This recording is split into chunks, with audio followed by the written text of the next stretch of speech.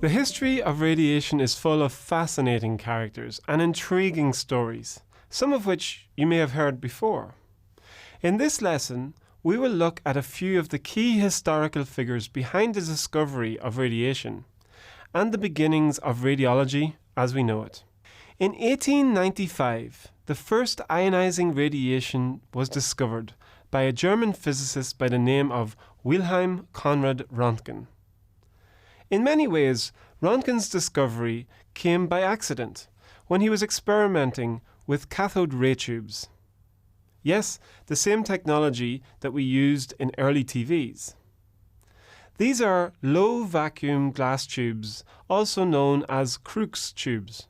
During his experiments, Röntgen noticed that when a high voltage is passed through the tube, a green fluorescent light appears.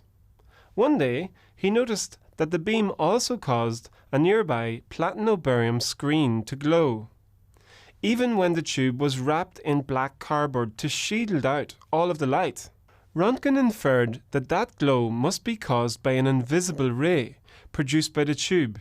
He dubbed these X-rays, as he did not know what they were.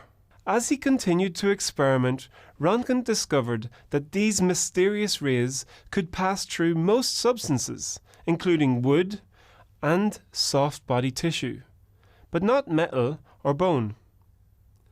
By replacing the screen with photographic plates, Röntgen noticed he could record the resulting images. This was the beginning of the X-ray image. The very first radiograph ever taken was an X-ray image of the hand of Röntgen's wife, Bertha. Röntgen's discovery revolutionized both physics and medicine. Within less than a month, X-ray images were being used clinically to take pictures of broken bones.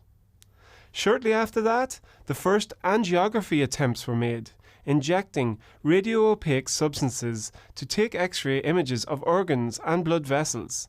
In 1901, Röntgen won the first ever Nobel Prize in Physics for his discovery. From then on, he is commonly known as the father of X-ray. But the story behind the discovery of X-ray doesn't stop there. As is often the case with major scientific discoveries, there was another person who discovered X-rays around the same time as Röntgen. His name was Nikola Tesla, a Croatian-born engineer, inventor and physicist living in the United States. In fact, Tesla produced the first X-ray image in the United States, using a vacuum tube of his own invention. Unfortunately, most of his work was lost in his lab when it burnt down in 1895, and Röntgen was the first to publish his results.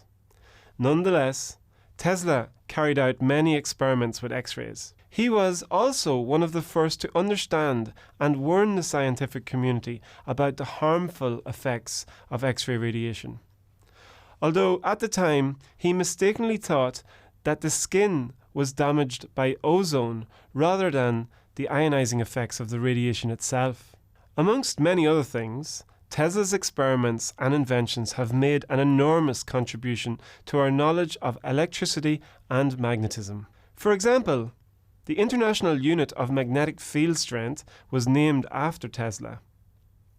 Several of his inventions also formed the basis of the modern-day magnetic resonance imaging technique, or MRI, which we will learn much more about later in the course. Tesla has often been called one of the greatest and most creative minds in science. At around the time that Röntgen and Tesla were playing around with cathode ray tubes, a French scientist by the name of Henri Becquerel was studying phosphorescent minerals, including uranium salts. Put simply, phosphorescence is the capacity of a substance to absorb light and then re-emit it sometime later, after the original source has been turned off. Think of glow-in-the-dark toys or glow-in-the-dark clock faces. When Becquerel heard about Röntgen's discovery of X-rays, it rang a bell for him.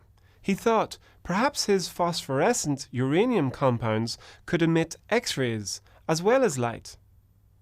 To study this, Becquerel wrapped photographic plates in black paper to block the sunlight.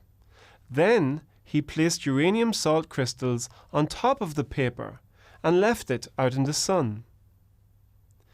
If the photographic plates were not exposed, then there were no X-rays. If they were, he thought that might prove that X-rays were emitted as well as light.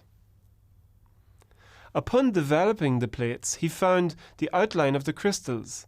This led him to believe that uranium salts did emit X-rays, at least at first.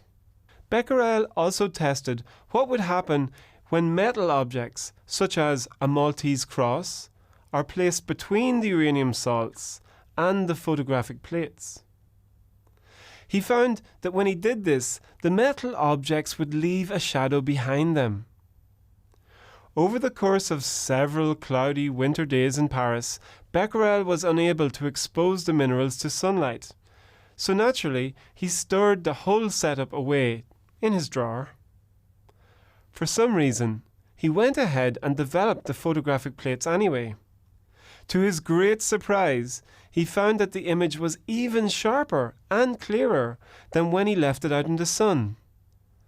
So what did all of this mean?